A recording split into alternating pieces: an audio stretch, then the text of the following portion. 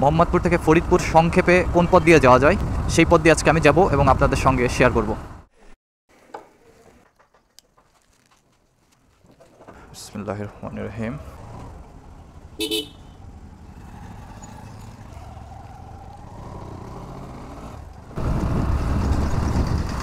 আমি এখন আছি মধুমতি নদীর উপর যে ব্রিজটা তার উপরে। এখন ঘড়িতে বাজতেছে 8:42। আমার ডেস্টিনেশন ফরিদপুর। ফরিদপুর যেতে হলে প্রথমে আমাকে এখান থেকে যেতে হবে সাঁতর বাজার। ব্রিজটা পেরিয়ে এই দিকটা চলে গেছে সাঁতর। মোহাম্মদপুর থেকে সাঁতর যেতে আমি যে রাস্তাটা দিয়ে রাইড করতেছি এটা হচ্ছে সেই বিখ্যাত গ্র্যান্ড ট্রাঙ্ক রোড এবং এর নির্মাতা ছিলেন শের শাহ। আমি সাঁতর বাজারের কাছাকাছি চলে আসছি।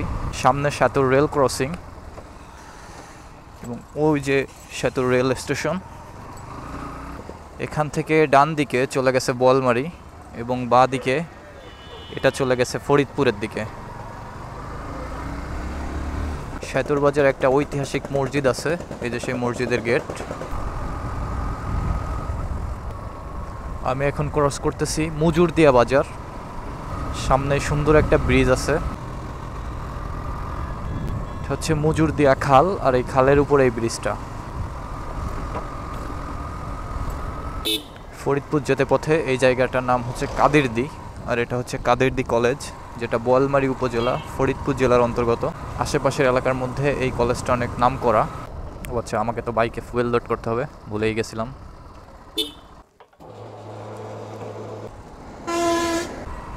আমি এই মুহূর্তে পার হচ্ছি কাদেরদি বাজার। এখান থেকে ফরিদপুর শহর 24 কিলোমিটার।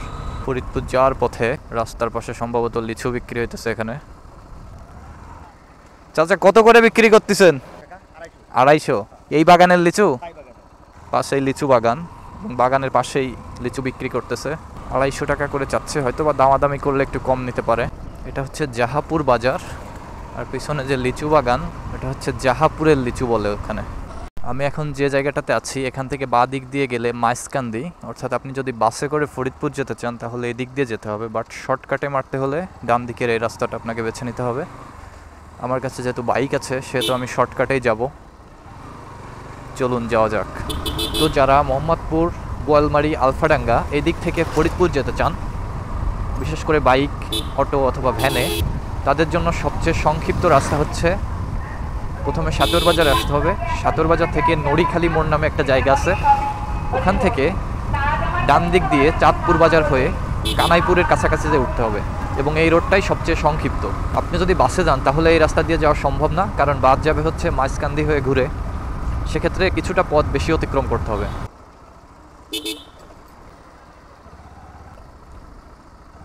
এই বাজারটার নাম হচ্ছে চাঁদপুর বাজার, চাঁদপুর ইউনিয়ন পরিষদ, যেটা ফরিদপুর সদরের মধ্যে পড়ছে।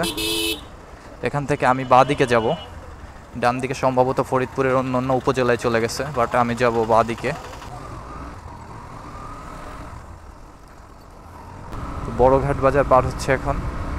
রাইড করতে করতে আমি এই মুহূর্তে চলে আসছি ফরিদপুর মাগুরা হাইওয়েতে। অর্থাৎ আমি যদি মাঝখান্দি হয়ে আসতাম তাহলে এই রোড দিয়ে আমাকে আসতে হতো, বাট আমি শর্টকাট মেরেছি, তাই হচ্ছে এই কানাইপুরের কাছাকাছি এখানে এসে ওঠা লাগছে। আমি এই মুহূর্তে কানাইপুর বাজার পার হচ্ছি। ফরিদপুর এখান থেকে বেশি দূরে না।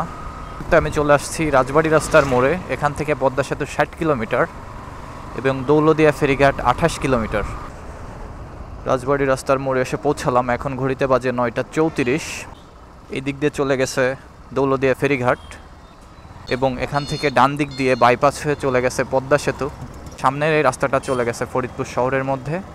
এই যে আমার হাতের বাঁ পাশেই ফরিদপুর উপজেলা পরিষদ। এখান থেকে মূলত ফরিদপুর শহর শুরু। গোল্ডেন লাইনের কাউন্টার ফরিদপুরের।